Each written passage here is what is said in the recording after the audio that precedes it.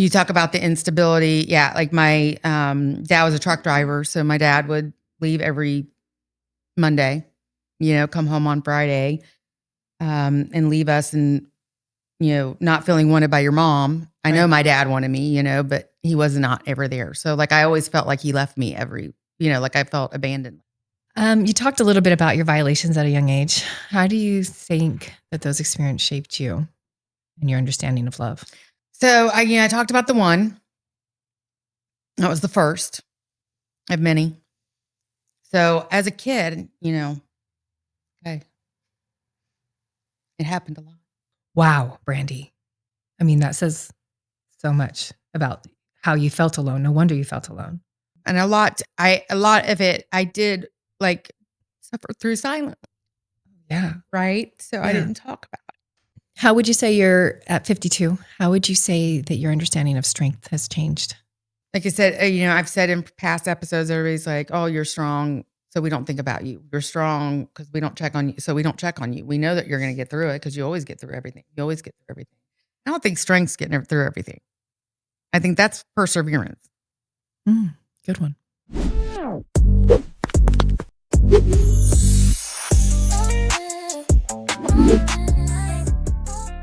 Welcome to Leave Her Wild. Sometimes you plan an episode one way and then you realize that the conversation's really meant for a different one.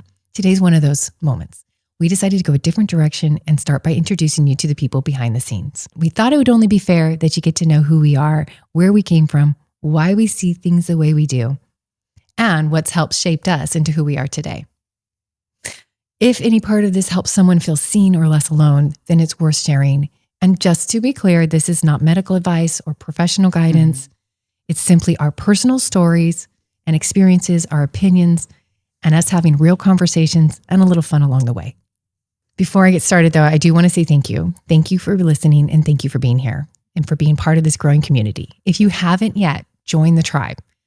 We're on most social platforms and you can find us under 33 Vibes LLC.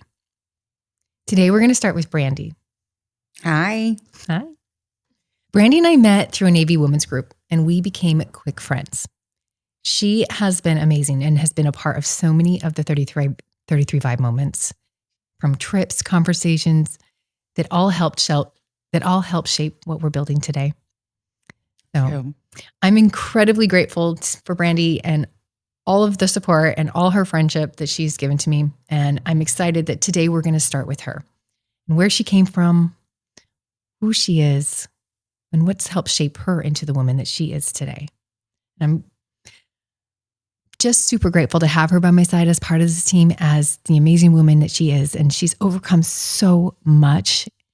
And it takes such strength to be a part of something like this, to share your story and to go public. And I'm just so grateful for your bravery. And I'm so thankful that you're a part of this. Thank you. Yeah. I can tell you that it has brought up a lot, and I've seen myself struggle a little emotionally since we started this. And I'm like, I'm sure this is going to bring things up and then I'm going to struggle a little bit, but I'll push through it just like I do, always do. I think that's a good one to point on. And I wish Kelly was here for that one, because I think the listeners have a right to know. Mm-hmm. We are reliving stuff, and that's what happens. It takes you right back there, and then you kind of have to go through the healing patterns. So there's a little bit of self-sacrifice for doing this with the Leave Her Wild. Oh yeah. And it's harder than I expected. Yeah. I really sacrifice on others that are around us to deal with the emotional roller coaster that we're on. Oh, I know. I can't wait to start bringing in guests. Yeah. Oh yeah. Then we can just give our opinions. Yeah. Well, are you ready to get to it? I am. Okay, let's do it. So, Brandy, when people meet you today, what do you hope that they understand about who you are? I hope they understand that I am, I hope they get my strength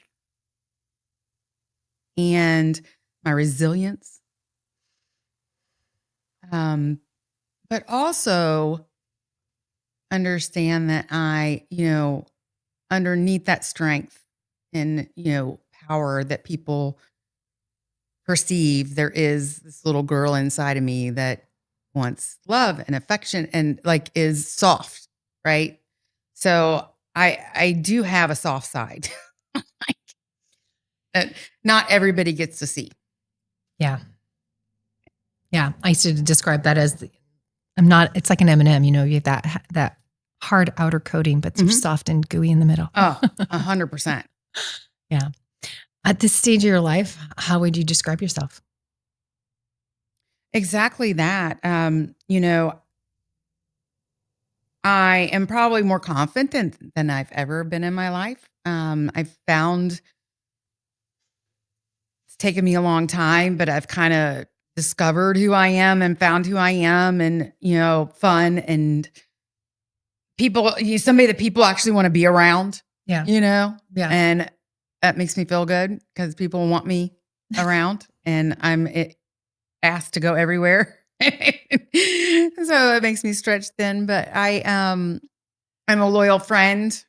I am a confidant. I am, somebody's rock, a lot of people's rocks. And I want to be looked at, and, I would like to be like mentor, and help. Yeah. And, hopefully I can be a help to other men and women out there. So because we all have been through it at some point. That's so true. And you're doing all of that. You are a rock star. Do you mind if we dig into your childhood a little bit? I don't mind. And I do want to kind of preface like the stories that I share and my feelings that I've had through my growth and growing up and my childhood. Those are my experiences, and they are how I see them. I have a sister who sees things the same but different, right? And I love her, and I love the way that she sees things. And I want people to be able to understand. I'm telling these stories not to play the victim or have a show a victim mentality. I'm not asking for help. I'm not asking for a cry.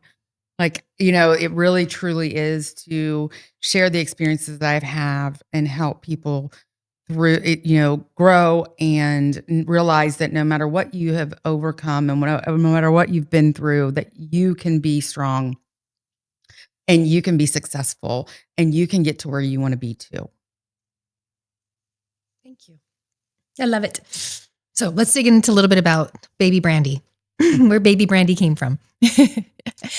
You've mentioned before that you were raised on a farm. Mm-hmm. When you think back on that, what stands out to you the most now? So the great thing about living on a farm is being shy growing up. I mean, animals were my friends, and I love animals. Like, it was just amazing because we had cows and pigs and chickens and horses and, goats at one time. And, I broke the horses, and I, had my favorite, cow Herman, who was my best friend. And,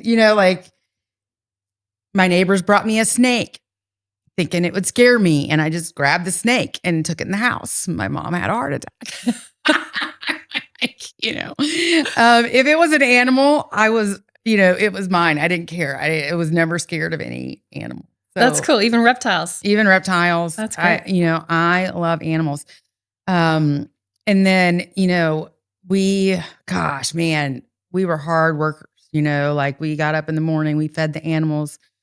Before we went to school, we came home, we fed animals, we did our homework, Yeah. And then in the summer, it was me and my sister, we did the plowing and the,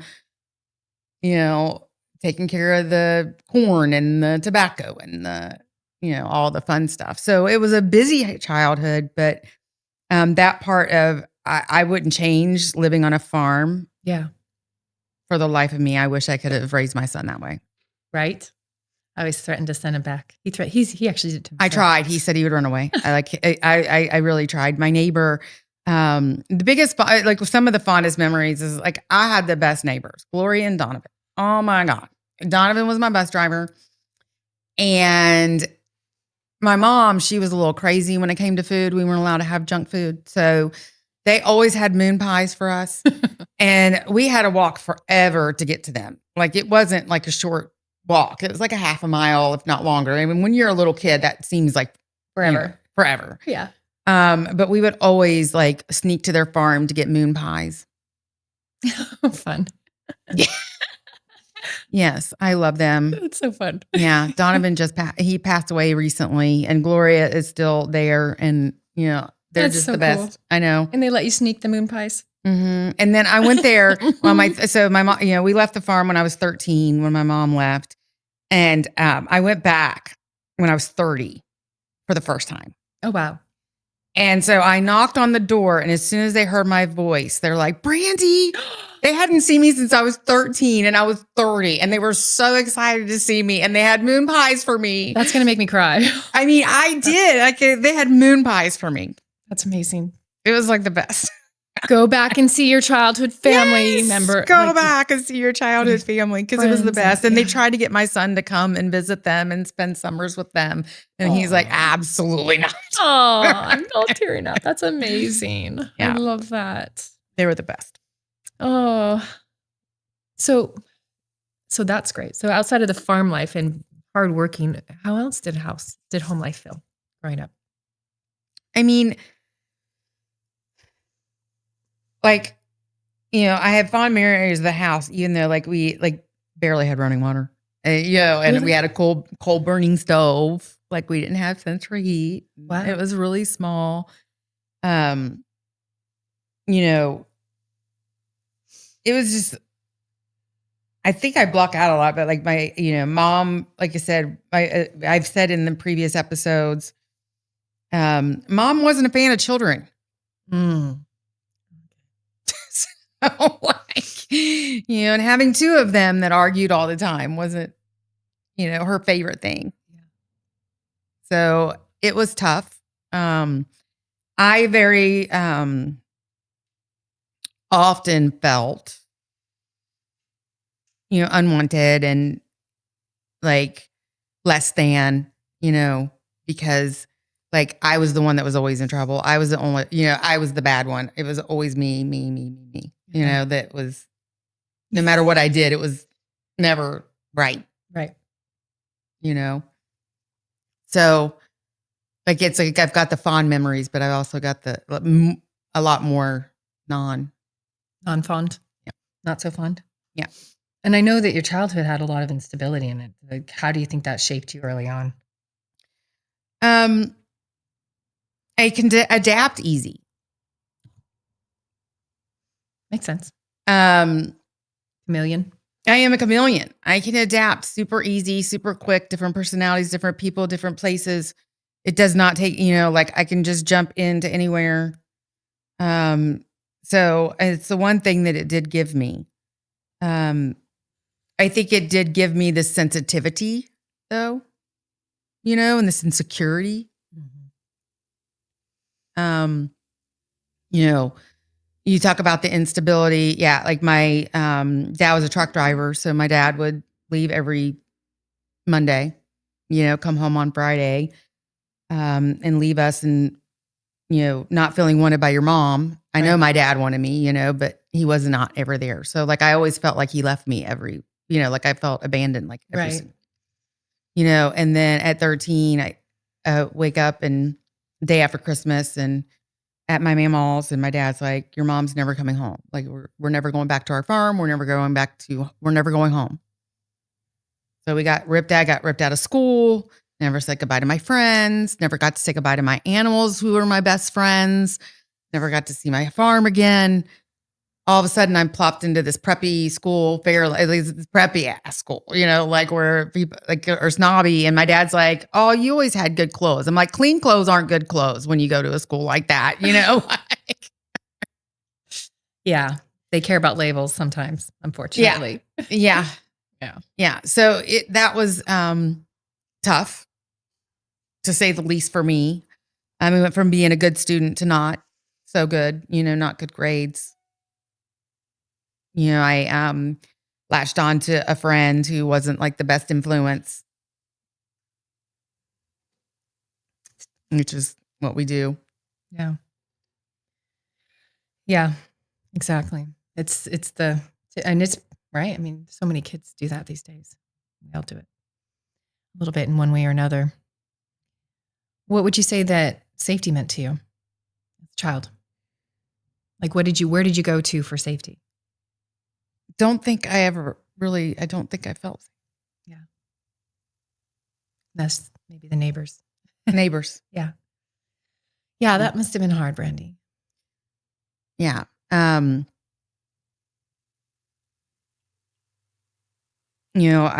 I said, like, when you don't feel wanted, I also was molested as a child by a family member. You just don't know what safety is, No. Or who to trust. and I am very lucky. Like I have vague memories, but I've never gotten deep into that, to feel it.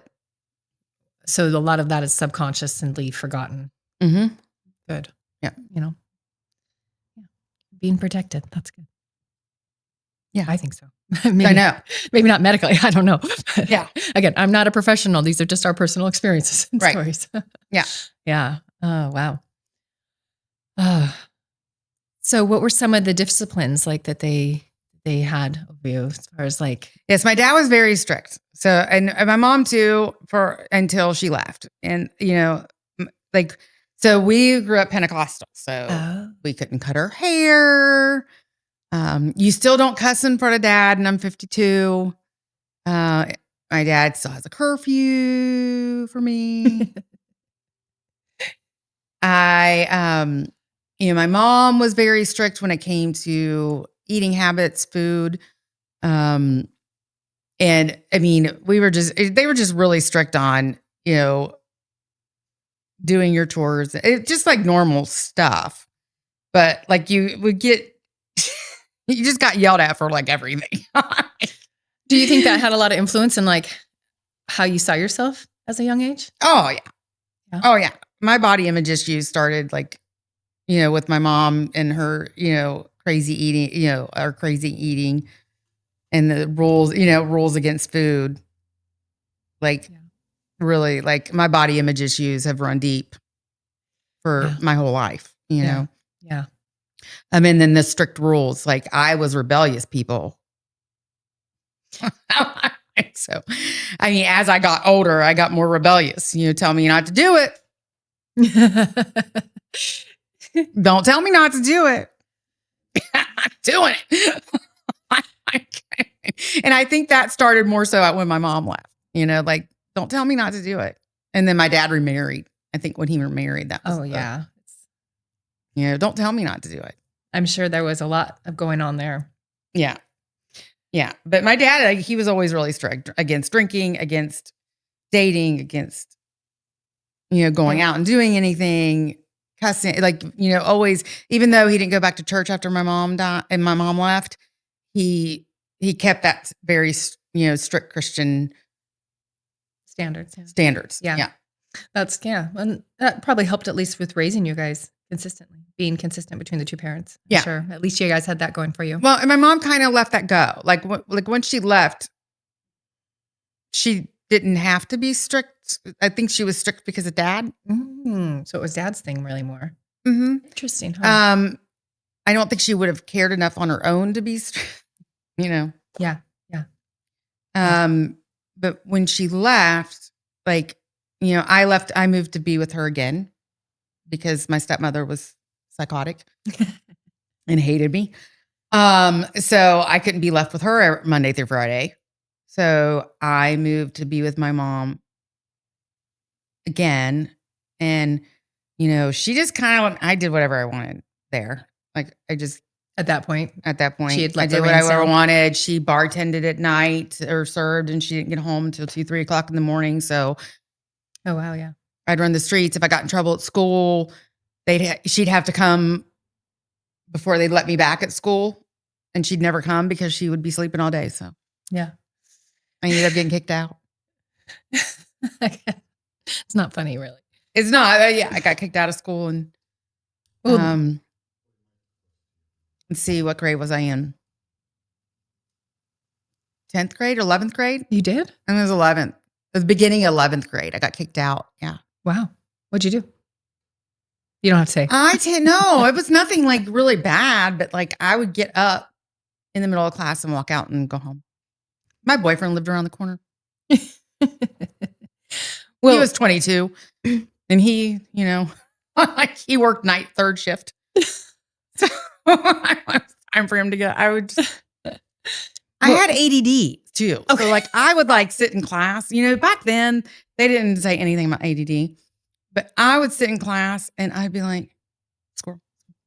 And I couldn't like, like I couldn't just sit there. Yeah. Like, and so I would just get up and leave. Well, that's interesting though. I mean, you seem like as an adult, you don't have a problem communicating. Did you ever have a time in your life when you did have a problem, like having a voice? Never. Having a voice? I would try. And the amount of times that I've been called victim or told to stop crying or told to not have feelings or told to suck it up or told to, I can't even count, so you just kind of shut up. Yeah. What do you think you needed to hear the most during that time? I love you. A hug. It's okay. Yeah. I'm here. You can come to me. You can talk to me. Yeah. It's hard not to reach over and go, give me a big hug right now, just talking about it. Like, I wish I had the strength that my sister had. I would kill to have that strength. Like she has always had the strength that, like, you put out that you have that same strength. So how I put it out, but I never did. Like, yeah, especially as a kid, I grew it as I got older. Yeah, that's what you're supposed to do. But as a kid, I didn't have that strength. And she's always been your big sister, so yeah, it's her job to grow up first. It is her job. Yeah, it's okay. I love her so much. I'm lucky to have her. Yeah, you are. I know you guys are tight. Yeah, in the family.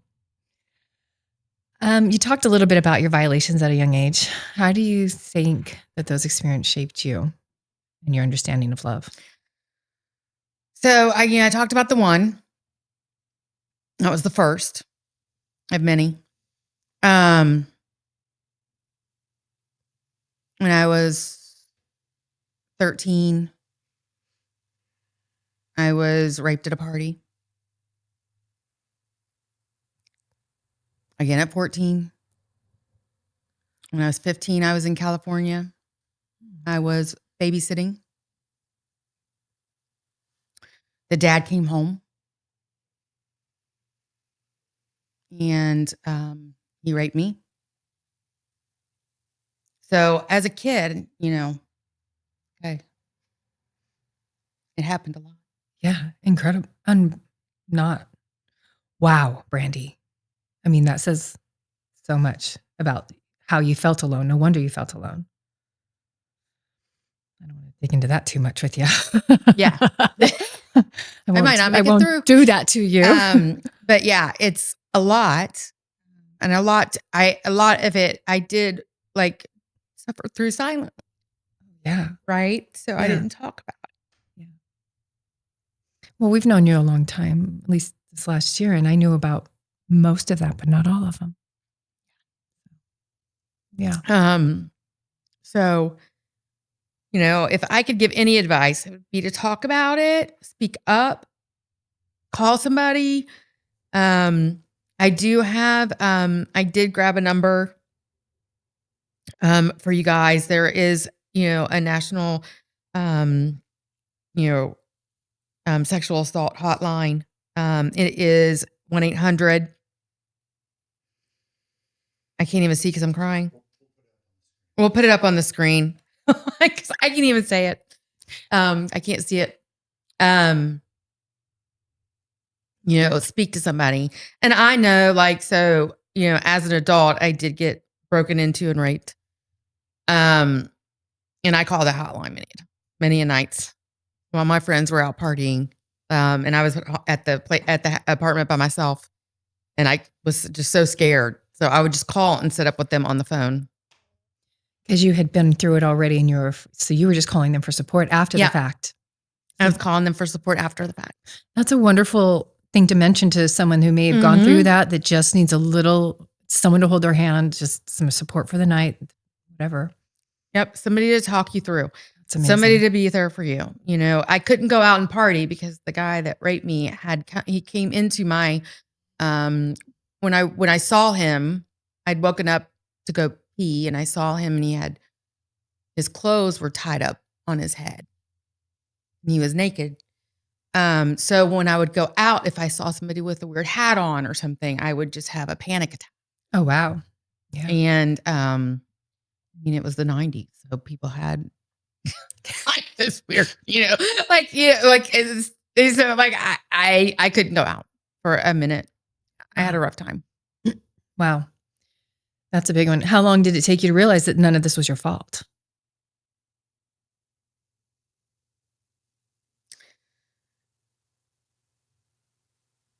I'm not sure I did, Yeah.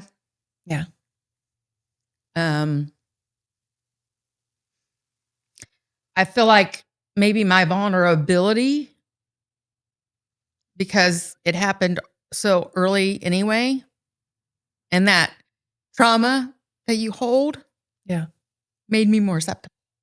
It made me more like a target. Yeah. Yeah. And do you think that happens? I'm sure there's people can see it, predators can see it.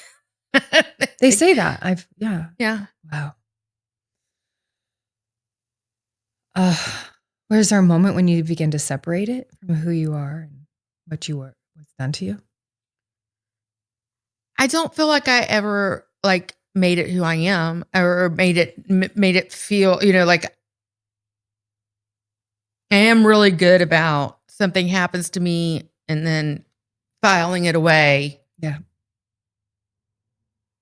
And pushing, like it happens. I let it sit for a minute and then I file it away and I push forward. Yeah. That's your survival tool that you It is my survival. It's definitely my survival technique. And then every now and then you have you have a trigger or a flashback or something that makes you crazy. And then people think you're nuts and they don't want to deal with you. Yeah, because they don't understand, nor would they ever want to walk in your shoes. Yeah. Was there a point in your life when something shifted internally?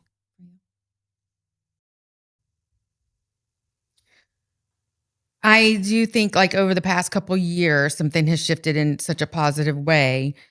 Where I just not only act strong, I feel it a lot more.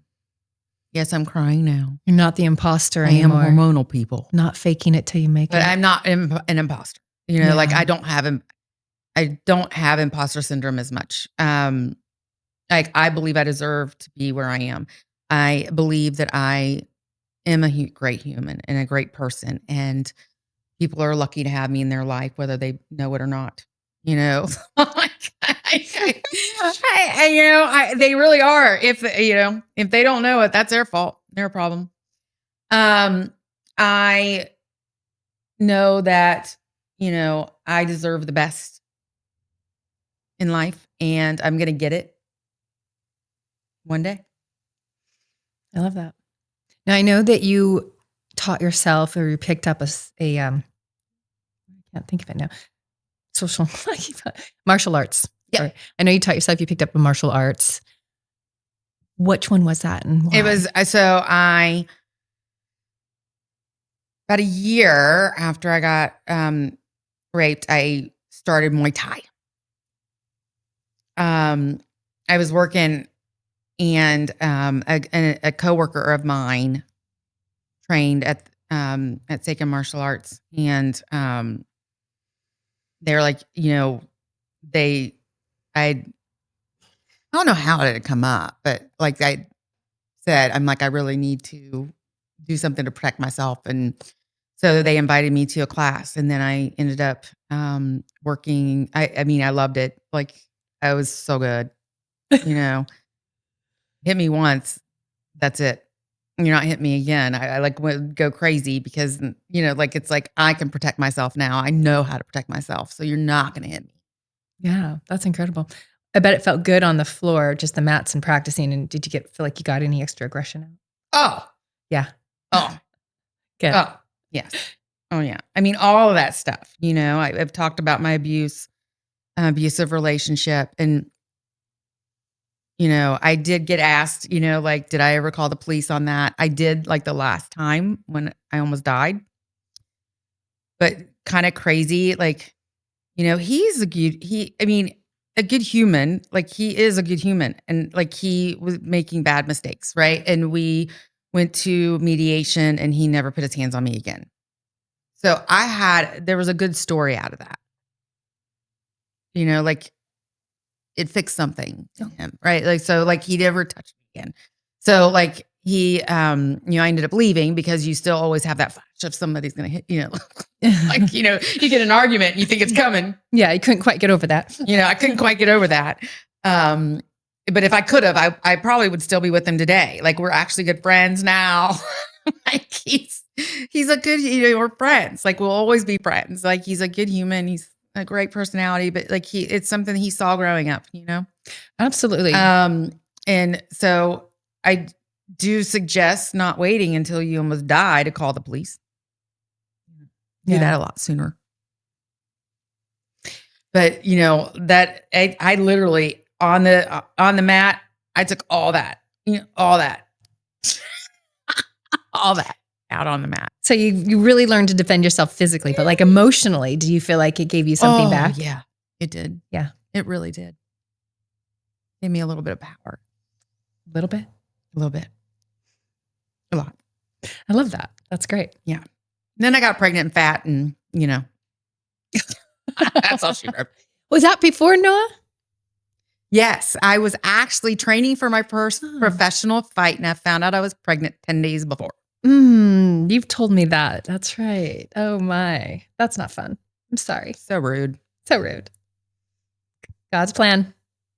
God's plan. Yeah. Do you think that that's helping you carry yourself today in the world? I think so. Cause like, I mean, not only like, I was bullied. Oh my God. I was bullied. So like, I was bullied. Like, from my first school, like our neighbors, when we lived out on the farm, Terry and Sherry, the devils, like used to like beat me up at the bus stop, which was my driveway, by the way. I found out a few years ago that my mom watched. Watched what? Me get beat up. Wow.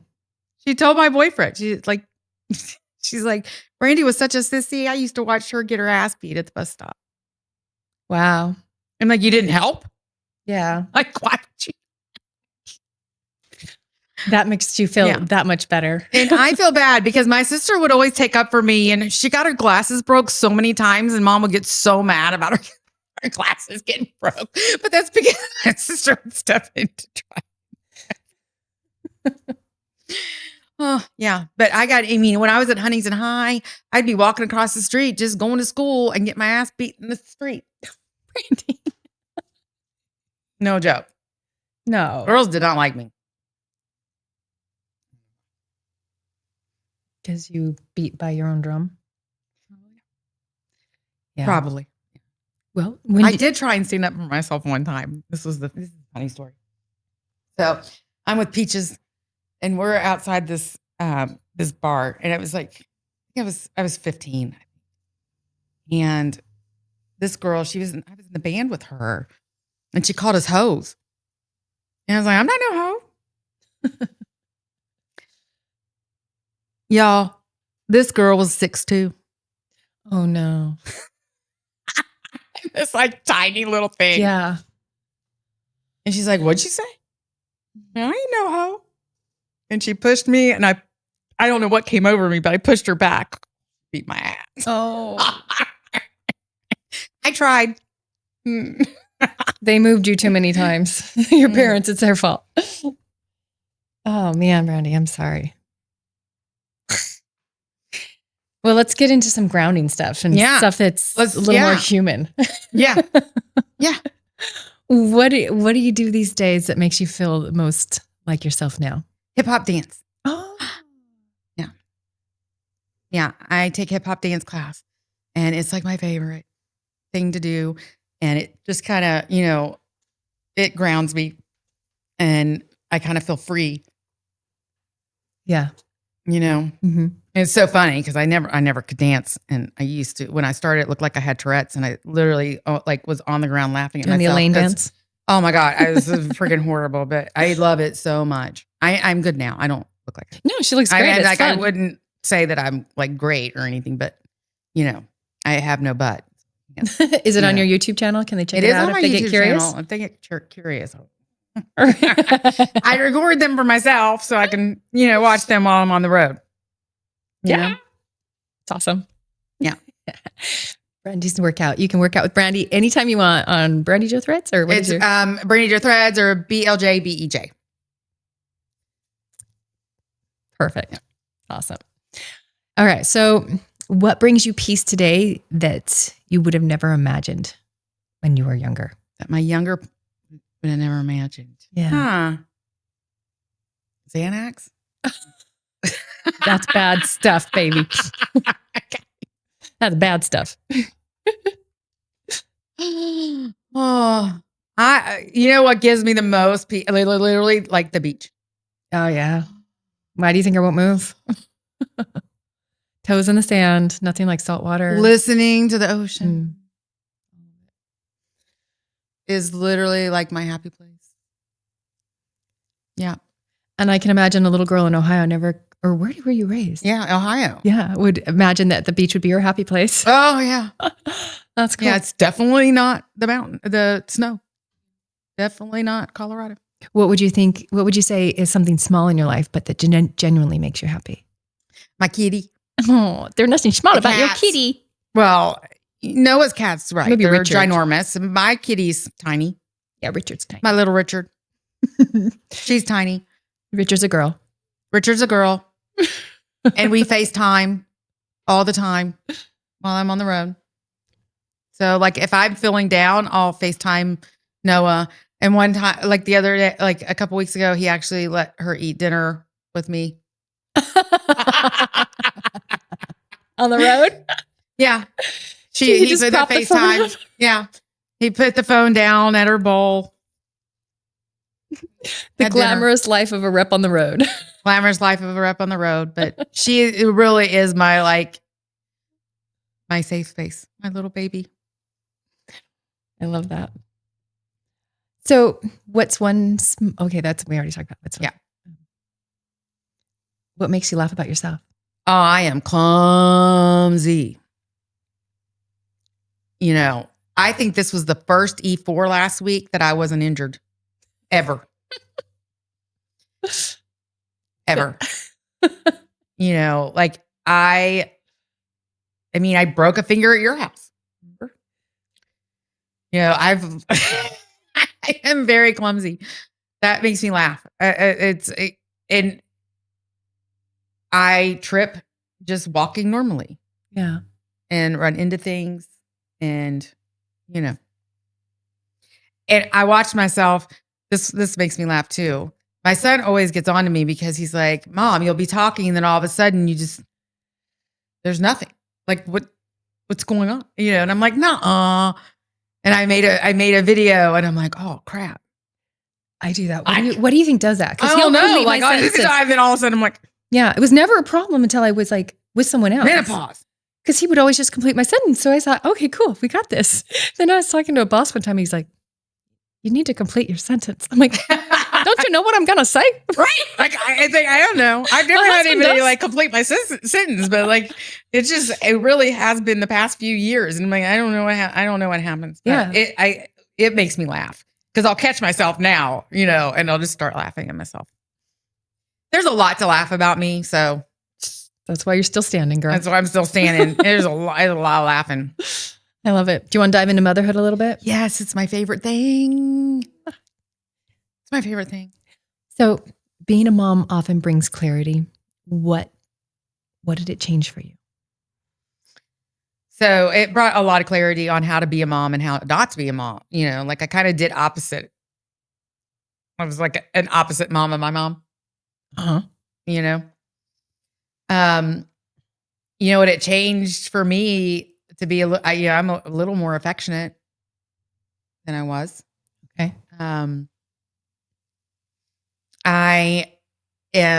I've always been motherly. So I can't really say that. Like I've always been kind of like Maternal. yeah. I do feel like I've always been like Protector. that. Yeah. That protector type. So I don't think it changed that. But being a mom is like the best thing ever. Best thing you can do. That's cool. When you look at your son today, what are you the most proud of? How he's my dad. He's a strong man like your dad? Oh, no. He literally is my dad. Like he literally acts like my dad. Like he's my counselor. He's my butler. He's my friend. He's like, he's a good man. Everything. He is so amazing. He really is such a good human and so smart. And I know you've sacrificed quite a bit to kind of help get him going and, help him fulfill one of his dreams. How do you hold pride in that in your, like for your personal freedom as well as your own? Like how are you establishing that? Like between balance, between giving as a mom and also developing you as a person? My thing is I don't really balance. Like my job as a mom will never end, and he is my priority. It's kind of hard for your dating life when you live with your 25-year-old son. So there really isn't one. But I would forgo that any day of the week to make sure that he is set up for success. Yeah. Yeah. And that's just a special bond that I have with him. Not everybody can do that or can do that, right? Well, I think you guys have been through a lot of mountains together too. We have been through a lot of mountains together. Yeah. A lot of journeys. We've moved every 2 years. We have been broke. We've been through horrible relationship. We've been, we've done it all. Yeah. Yeah. I love it. I'm proud of you. I'm proud of him. I got to meet him this last October. November? Yeah. Was it November? Yeah, it was November. Life is going so fast. Anyways, amazing. Great kid. And I love the best thing about this is Brandy literally wakes up to her coffee on her nightstand. When she's home. She's never home. I'm never home. When I am home, like he'll get up and he'll go to coffee, he'll go get coffee and bring me coffee. It's very sweet. He's so sweet. Yeah. All right. That's marriage material, ladies. Yeah, it is. And he's handsome. He's a looker. He is a looker. He is. Let's talk a little bit about your career. Yeah. Okay. So I know you recently were promoted to director. I was. Yes. What did that moment mean to you personally? Oh my God. It meant everything because I have worked so hard. And, being a woman in, two male dominant industries, it is not hard to get to where you want to get to. Especially when you're, like you act secure, but you're not, it's like, I feel like they can like sense that. But, so it's not hard to get where you want to go to? It is hard. Yeah. Okay. It's darn hard. It's darn hard. It's darn hard. The amount of promotions I got passed over for, the times that I, not get promoted because I was a single mom going to school full time. So I didn't get to party afterwards, so I didn't have the relationship to get the position, even though I was doing the job. The times I was told I could, I found out a position that I had applied for that I was more than qualified for. I wasn't getting it because I was a single mom, and they didn't think I could do it because I was a single mom. Well, that's why I could, Mm-hmm. It was just never, and I was a squeaky wheel, but like I know how to get things done, and I know how to do it right, and so I would be the squeaky wheel, and people don't like that either. So I had to learn. That's true. There's a fine balance. There's a fine balance. I had to learn. It's a And caress. I'm telling you, like, my mom dying 5 years ago was my turning point as far as learning and growth. I feel like that changed my whole life. It changed who I was. It changed my direction. It changed my focus. It, like a lot of things that mattered didn't matter anymore. Yeah. She was only 68. She was young. Like, I got to live, man. Yeah. I can't live like that no more. Worry and yeah, that is really young. It's not far away from where we are. It's not far away from where I'm at. No. I know. Do you ever question if you belong there? Or do you feel like ready? No, I belong. Oh, of course you belong. But did you have to No. get over that imposter feeling it over? No. Not at all. Good. I deserve to be where I'm at. I knew I deserved to be where I'm at. I know that I'm good at what I do. Yeah. You know what's great is as you get older, I think our definition of what success is and what it isn't changes. Like to you, I'm proud of you. I love everything that you've accomplished and, super excited for you. But how would you define success today versus the success back then? Kid. I never thought success would be me on video often, or in pictures or on social media or like on LinkedIn. Like, I'm like, what the, like that. I never thought that was never thought that was going to be. What was your turning point there? I don't know. Like, it's so weird. Like, how do you go from being shy and behind the scenes to, Yeah. be in the kind of a spotlight? I don't know.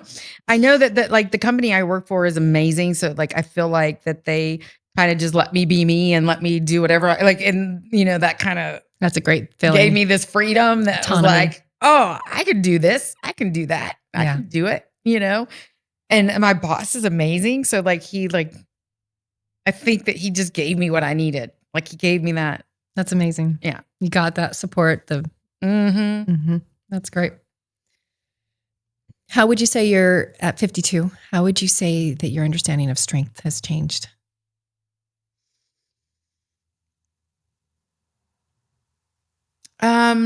As far as strength goes, like I said, I've said in past episodes, everybody's like, oh, you're strong. So we don't think about you. You're strong because we don't check on you. So we don't check on you. We know that you're going to get through it because you always get through everything. You always get through everything. I don't think strength's getting through everything. I think that's perseverance. Good one. Right? Yeah. I still needed y'all check on me. I still needed people in my life. I still needed people in my corner, but I had perseverance and I pushed and I knew I only had me. Yeah. But now strength to me is like, I know that now I'd like to have somebody, and sometimes I feel like that little girl that wants that kind of needs something. But for the most part, I know that I can stand on my own. Yeah. I don't need anybody to get me there. Yeah. I mean, on that, like what are some behaviors you'll no longer tolerate in your life? Lying, disrespecting, ghosting, or just being just rude and disrespectful. If you don't treat me how I deserve to be treated, then you are out. Yeah. I am very good to the people that are in my life. And if you can't be good to me back, then you can hit the rope. Yeah. Yeah. What would you say that you protect now personally that you didn't so much before? My body. Yeah. I protect my body. Nobody touches it. Nobody gets it. Nobody, Yeah. It's mine, until somebody earns it. Yeah. So let's talk about a little bit about what advice would you give to a woman that might be listening to us today? If a woman's listening out there and she feels broken by her past, what would you want her to hear? I want her to hear you're not alone. You can get through. There is, good stuff on the other side of that brokenness. You're not defined by your brokenness, right? You define who you are. And you be who you want to be. And don't let anybody stop you. Brandy, what advice would you give the next woman building her confidence, her career, and her life? Do not second guess yourself. When you I've heard this, and I even heard it just last week about a woman who's so smart, but doesn't think she can do it. Like, you can do it. You have got to take a look inside yourself and just do it. Like, you can't hold yourself back. Like, that's all you're doing when you don't have confidence and you're trying, you're saying, I'm not good at this. I can't do this. I don't want to do, they're not going to like me. They're not going to want me. No, you go in there and you show them who you are, and you show them you deserve it. And you show them that you are the smartest woman in the room. And even if you're not, like, dude, no, God knows I'm not the smartest woman in the room. But when I show up to the room, they think I am. You fake it till you make it, and then you make it. Don't let your fears hold you back. Don't let your fears hold you back. Yeah. How do you want women to remember their worth when they forget it? So women are we are very special. I mean, God made us special by periods and menopause and giving babies and, hot flashes and hair we have to shave and the whole gamut. The whole gamut, right? Like you're special, for the love of Pete. You're so special. So special. You just need to take a look at yourself. And this is what I do.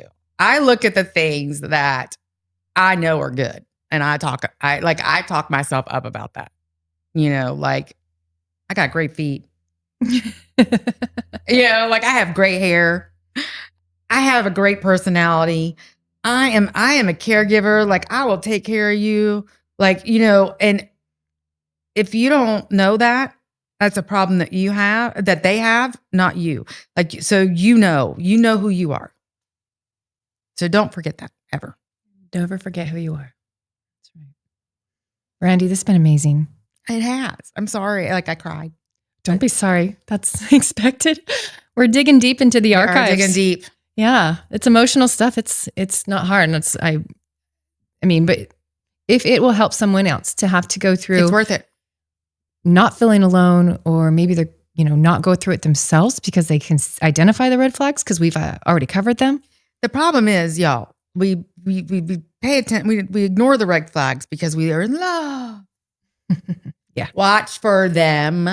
As soon as you see them, run like the hills. Because if you see a red flag and you ignore it, there's 500 more behind that one. Like cockroaches. They're like cockroaches. Because once they get you in, they ain't letting you go. And they're just going to keep coming, those red flags. It's going to be, first it's going to be, you go get the cream yourself. And then it's going to be a slap in the mouth because you didn't bring the cream right. Or you didn't bring the cream right? And then it's going to be, I had one tell me I was so stupid I deserved to be raped. Wow. And then it's going to be they party every night of the week and spend money they don't have because they're not working. Then it's going to, and you just keep going and going and going and going. And then you find yourself broke. You find yourself, in financial strain because they be spending your money. You find yourself dead because they hit you too hard and you didn't make it. And that happens way too often. So ladies, be strong, find help. There's help out there for everyone and anyone. Just, lean on your friends, if you don't want to reach out to the crisis hotline. But get out, run. No one's coming to save you. You cannot wait for someone to notice that you're unhappy and that things are not going well, because one, there's a good chance that nobody can tell because it's going on behind doors. Maybe when you're in your car and you guys are alone. And a lot of women can smile through the pain. Yeah. So, and if all you got to do is say something, make a friend, tell your best friend. I didn't tell anybody for years what I was going through because it was private like that. Yeah. So, but the thing I learned first was when you talk about it, when we talk about it, we heal. Yep. Because then you start realizing, oh, I'm not alone. Oh, this happened and that person happened. And there's way worse things even than what I went through that have come out since we've started talking about this from other people's experiences and people we know and love that we didn't even know they went through. Brandy shared one yesterday, but you're not alone. You're not crazy. You're not alone, And like I said, with my abuse, like I stayed and stayed and stayed and stayed for like 4 years, and you stay until you're ready to leave. But sometimes women don't get to leave. So at the first signs of abuse, leave. You don't always get to walk away. You don't always get to walk away. You're right. And it's not always intentional. Not at all. Yeah. It could be like one hard hit or, they're drunk. And like I said, mine, he was getting ready to slam my head into the road. Yeah. So let's leave on a happy note. Yeah. When you look back at your life today, what's one thing that brings you the most peace? Honestly, like knowing the mom I was, I know I did a good job. Like I am a good mama, Yeah. Knowing that despite the things that I've been through, I was able to still just overcome them and be a good mom. Yeah. Definitely something to feel proud about. Oh yeah. Yeah. Pride. Yeah. That's amazing. And he is a good kid. And, that's not an easy thing to do. There's a lot of single women out there, single dads out there too, that understand. It's, like you said, there was promotions you were passed up on because they didn't quite understand how you could straddle the responsibility as if that was their decision to make, and it happens. I hear about it all the time. Sometimes for myself, even was that even your call to make? That was a formulated opinion without even really understanding the full situation. Anyways, I'm tangenting. Yeah. And we dove into a lot of deep subjects, rape, abuse. Yeah, we did. We went the full gamut,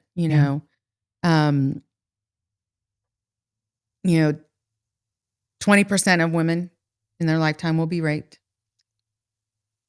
And I think it was like 4 to 5 out of 10 will be raped again. Wow. 1 out of 14 men will be raped. So this is not just a woman thing. Right. And by someone there was a statistic on that too. 85% of them are by someone you know. Yeah. So there are a lot of people out there that we know that you need help and, get it. Even if you just need to reach out to one of us or DM us or message us, we're there, Yeah. Thank you. Thank you so much, Brandy. Thank you. Yeah.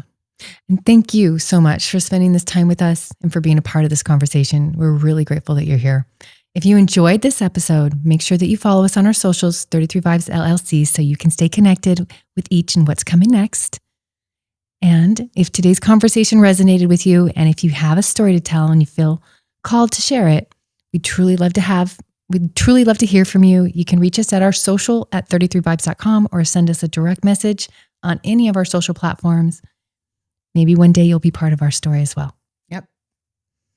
Don't forget, next episode, we're going to be hearing from Kelly, diving into her story and learning more about who she is.